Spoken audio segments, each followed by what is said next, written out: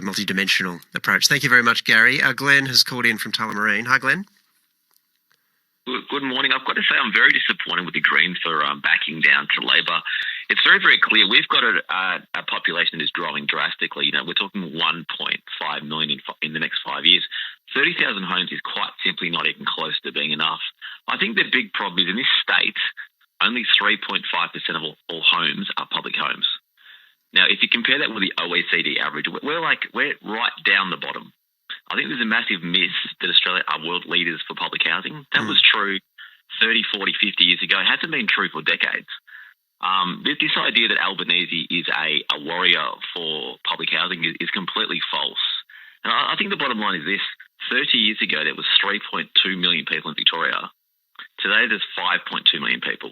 And quite simply, we're making the same mistakes today that we've made for the last 30 years and just not investing enough money into public housing. But isn't this about that? Like, you can complain about the level and so on, but there's no point saying we're going to build 1 million homes when you can't actually deliver it.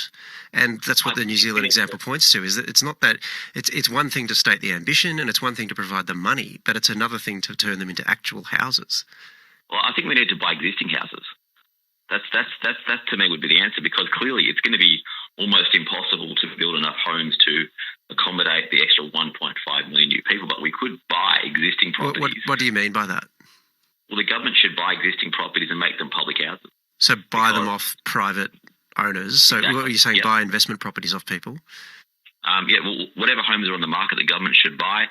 The government will then make money from rents each week, and then in 30 years' time, they'll be worth more money. I mean, but don't we have a shortage though? So even if you bought them, there's still just a dwelling shortage. We need to do both. We need to buy existing properties and make them public houses, because we have a clear shortage of public houses compared to the rest of the world. Right.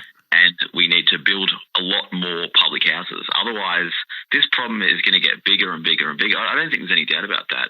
If you have a look at the percentage of houses in this state and country that were public houses 30 years ago compared to today, we're going down and down and down and down. And to me, this policy is just so inadequate. It's beyond belief how inadequate it is. Thank you very much, Glenn. It might be one of those areas where there are only inadequate options, though, which is interesting, right? And because there are so many dimensions to it. And I take the points that are being made about we could do this, we could do that, we should probably be doing all of it. And when you look at any individual part of it, you probably end up in a situation where it's like, well, that's not going to fix the problem. Well, yeah, maybe not. It might make a contribution. The bit I'm interested in today, though, is can you even deliver the bit that you're just promoting or that you're just legislating? And I'm getting texts saying, why are you being so negative about that? And that's fair. I mean, if you think being positive about it is the best or appropriate response here, that's fine. I do just think it's a legitimate question, though, because we've got field evidence that these things are not that easy to do. Text messages. Yes, planning needs to be more efficient, but I think the more serious point he was avoiding, this is in the interview with the Property Council, was the cost of construction. We only have so many contractors in this state